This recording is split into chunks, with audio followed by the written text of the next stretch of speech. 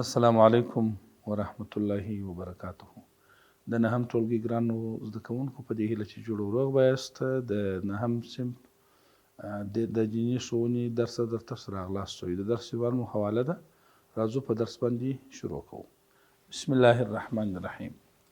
ګرانو شاګردانو، د ننني درس عنوان مو حواله ده. د دې څخه مخکې چې د حوالې تعریف وکړو، یو کوچنی مثال وایي تر څو ستاسو په ذهن کې په ښه ډول سره کښېني. د زبیر په نامه د یو چا پر بلال باندې 50,000 افغانۍ یا 15,000 افغانۍ قرضه ده. د احمد په نوم یو بل هلک راولاړېږي و زبیر ته د بلال پر ځای باندې 50,000 افغانۍ ورکوي. یعنې دا چې اصلي پوروړی زبیر دی، د پیسو خاوند بلال دی، او د پیسو ورکړه احمد کوي. دغه عقد ته یا دغه عمل ته حواله ویل کیږي. په تعریف کې وایو حواله په لغت کې نقلولو ته ویل کیږي. د یو شي نقلول یا بې ځایه کول د یو ځای څخه و بل ځای ته. او د فقه شریف په اصطلاح کې د پوروړي د غاړې څخه یا د پوروړي د ذمې څخه د ذمې اخیستونکي غاړې ته د غوښتنې نقلول د حواله بلل کیږي. لکه مخکې چې مو وویل، دلته د زبیر پیسې دي پر بلال باندې دي. دغه پوروړی دا بلال دی. احمد راولاړېږي و زبیر ته د بلال پر ځای باندې پیسې ورکوي. دغه عمل ته په فقه شریف کې حواله ویل کیږي. او دا حواله بیا د ضمانت خلاف ده. په دې درس کې موږ تاسې کفالت یا ضمانت ویلی وو. د ضمانت په صورت کې هغه د پور خاوند کولی شوی چې د دوی دواړو څخه هم د ضامن څخه او هم د پوروړي څخه پیسې واخلي. خو په حواله کې چې کله د زبیر پیسې د بلال د غاړې څخه واخیستې د احمد غاړې ته، بیا به زبیر پیسې د احمد څخه غواړي، نه د بلال څخه. بلال خلاصو، د ځان پر ځای بل څوک حواله کوي، بل څوک یې وښوي، هغه د پور خاوند هم قناعت ورسره وکړي، نور نو بالا د بلال ذمه دا د پیسو څخه خلاصه سوه. راځو د حوالې د رواوالي دلیل ته. حواله هم په احادیثو سره او هم د امت د علماو په اجماع سره ثابته ده. حدیث شریف کې پیغمبر علیه الصلاة والسلام وایي مطل الغنی ظلما و اذا اتبع احدکم علی ملء فلیتبع. پیغمبر علیه السلام وایي غنی سړی چې پیسې ولري، پور ځنډول یې حرام دی، ښه کار نه دی، ظلم دی. او کله چې ستاسو څخه یو څوک غنی ته حواله سو، یعنی ستا پر یو چا باندې پیسې باندې دي، هغه مسکین دی، نه لري، بیا تا ته وایي چې زما پر ځای به فلان پیسې درکړي ځکه هغه پیسې لري، پیغمبر علیه السلام وایي دا خبره ومنئ. نو د دې حدیث شریف څخه دا معلومیږي چې دغه حواله په شریعت کې یو جائز او روا عمل دی. او د امت علماو د حوالې پر رواوالي باندې اجماع کړې ده. یعنی دا چې حواله یو روا عمل او عقد دی. راځو د حوالې حکم ته. وای حواله په پورونو کې روا ده، په اجناسو او په اعیانو کې روا نه ده. د مثال په ډول که چیرې د یو چا پیسې وي 200 یا 2,000 یا 100,000، یو سړی د بل چا دغه پیسې پوروړي، اوس دی پیسې نه لري، دی کولی شي چې دغه پور د خپلې ذمې څخه واړوي، بل چا ته ووایي زما پر ځای دغه پیسې ته ورکړه، هغه یې ورسره ومني. دغه خو پور سو، په پور کې حواله روا ده. اما په اجناسو کې حواله روا نه ده. د مثال په ډول که چیرې د یو کس پر بل کس باندې موټر یې ورکړي، کور یې ورکړي، نور سامانو وسایل یې ورکړي، باره ورته وایي چې سړی دا زما موټر نور راوسپاره، زما کور نور راوسپاره، زما پلان شی، زما پلان وسیله راوسپاره، دی نشي کولی چې بل کس ته ووایي چې زما د طرفه څخه ته دته موټر ورکه، زما د طرفه څخه ته دته کور ورکه، زما د طرفه څخه ته دته کلاس ورکه، زما د طرفه څخه نور اجناس ورکه. ځکه اجناس فرق لري. هغه موټر چې د ده پر ذمه دی هغه یو قیمت لري، بل موټر بل قیمت لري. هغه کور چې د ده سره د بل چا دی هغه یو قیمت لري، او هغه چې بل څوک یې د ته ورکوي هغه بل قیمت لري. خلاصه ده چې حواله په پورونو کې او په نغدو پیسو کې روا ده، په اعیانو او په اجناسو کې نه ده روا. بل شی چې ګرانو شاګردانو د حوالې په درس کې ضروري دی هغه د حوالې اصطلاحات. ځینې خاص اصطلاحات حواله لري چې د هغو پیژندل پکار دي. د هغو څخه محیل دی، محال دی، محال علیه دی، محال به دی.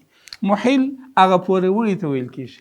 هغه سړی چې د بل چا پیسې ورباندې دي، دی قرضدار دی، دې ته محیل ویل کېږي. محال بیا د حق خاوند دی، هغه سړی دی چې پر بل چا پیسې باندې دي، پر بل چا چې پیسې باندې دي هغه محال دی. محال علیه بیا چې د پور ورکړې پر ځان منلې ده، لکه موږ چې په مثال کې احمد ووایه، هغه سړی چې د بل سړي پر ځای باندې د پیسو ورکړه پر خپل ځان یا پر خپل غاړه مني، دا محال علیه دی. او محال به هغه پیسې دي چې محال علیه پر خپل ځان منلې دي، یا محل و محال علیه ته حواله کړي دي چې ته زما پر ځای باندې پیسې ورکړه. دا اصلاحات سو. راځو د حواله رکن ته. د حواله رکن ایجاب او قبول دی، یعنی غوښتنه او د غوښتنې قبلول.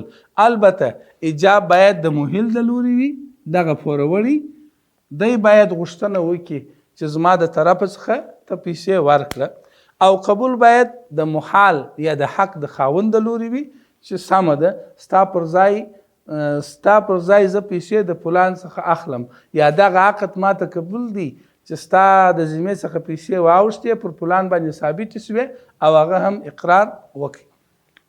راځو د حواله شرطونو ته. د حواله شرطونه ځینې په صیغه یا په لفظ پورې اړه لري، ځینې په محل پورې اړه لري، ځینې په محال پورې اړه لري، چې هر یو جلا جلا وایو.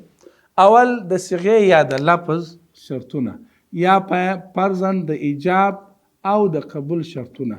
هغه لفظ هغه خبرو ته ویل کېږي په کومو خبرو باندې چې دغه د حوالې عقد صورت نیسي، یا دغه د حوالې عقد ورباندې صحیح کېږي.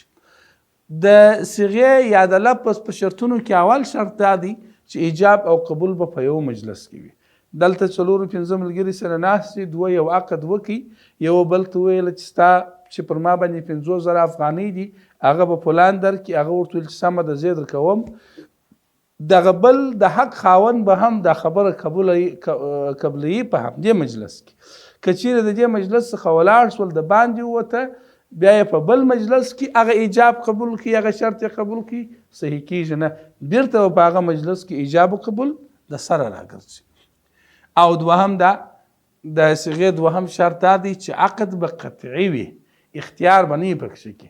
د مثال په ډول که زبیر او احمد وایي چې زما پیسې ته ورکه، هغه به ورته وایي چې سمه ده قطعي، داسې به نه وایي چې زه دا پیسې ورکوم که چیرې ما پیدا کړلې، زه دا پیسې ورکوم که چیرې زه فلان ځای ته ولاړم. اختیارات او دا شیان به نه پکې کې، بس د عقد به قاطع وي، قطعي به وي، هیڅ شک شبه به نه پکې کې. دوهم د حوالې د شرطونو څخه دوهم محل دی. محل هغه پوروړي ته وایي، په ده پسې هم بعضې شرطونه اړه لري. د شرطونه اول عقل دی، که چیرې دا دغه عاقل نه وي، لیونی وي، محل دغه عقد صحیح کېږي نه. دوهم بلوغ دی. بلوغ لویوالي ته وایي، د کوچني عقد د حوالې عقد نه صحیح کېږي. او دریم شی خوشي او یا رضا ده. دغه محل به په خپله خوښو په خپله رضا سره د عقد کوي چې زما پر ځای به فلان پیسې درکړي. که چیرې پر ده باندې فشار و، د په فشار باندې وکړي، په زور باندې یې وکړي، دغه د حوالې عقد بیا نه صحیح کېږي. دریم راځو محال ته یا د حق خاوند ته. هغه سړی چې اصلي د پیسو مالک دی، په هغه پورې هم ځینې شرطونه اړه لري. که چیرې شرطونه پر ځای سوه نو د حوالې عقد صحیح کېږي، د حوالې تړون صحیح کېږي، او که نه بیا نه صحیح کېږي. هغه اول عقل دی، که چیرې محال لیونی و بیا نه صحیح کېږي. دوهم بلوغ دی، که چیرې محال کوچنی و بالغ نه و بیا نه صحیح کېږي. دریم خوشي ده، که چیرې محال مجبوره سوی و چې خامخا به ته دا حواله منې، دا ستا پیسې به فلان نه درکوي، فلان به درکوي، بیا هم نصحیح کیږي. او دریم محال به عقد په مجلس کې دی به د دې ایجاب او قبول په مجلس کې حاضر وي، په دې مجلس کې بیا مني. که چیرې په مجلس کې نو منل سوی د نورو لارې دا خبرې سره تبادله سوي وي بیا نصحیح کیږي. دریم شی محال علیه دی. محال علیه دا هغه څوک دی چې پورې پر غاړه منلی د او د محال شرطونه کټ مټ یو ډول دي، یعنی کوم شرطونه چې د محال دپاره دي هغه د محال علیه دپاره هم دي. او درې محال به. محال به باید محال به هغه جنس ته ویل کیږي، وبخښئ جنس ته نه پیسو ته ویل کیږي، هغه باید پور وي نه اجناس. لکه مخکې چې مو دا خبره وکړل د حوالې احکام لومړی د حواله کوونکي خلاصېدل. کله چې د حوالې عقد صورت ونیوي نو هغه حواله کوونکی چې محیل دی یا لکه چې موږ په سر کې وویله بلال دی د هغه ذمه خلاصه سول او پیسې د احمد پر ذمه باندې ثابت شوې. دوهم د حق د خاوند د غوښتنې ثابتېدل. د حق خاوند چې زبیر مخکې پر بلال باندې غوښتنه ثابته وه، اوس د ده غوښتنه د بلال څخه انتقال سول او د احمد په غاړه کې ثابته سول. ګرانو شاګردانو دا زموږ د نن ورځې د دیني ښوونې درس چې د حوالې په اړه و. په دې هیله چې تاسو د حوالې په احکامو، شرطونو او په جواز باندې پوه سوي یاست. تر بیا چې د همدې درس له لارې ستاسو حضور ته حاضرېږم، تاسو پر لوی او مهربان رب سپارم. پاته وخت مو په خیر. والسلام علیکم ورحمة الله وبرکاته.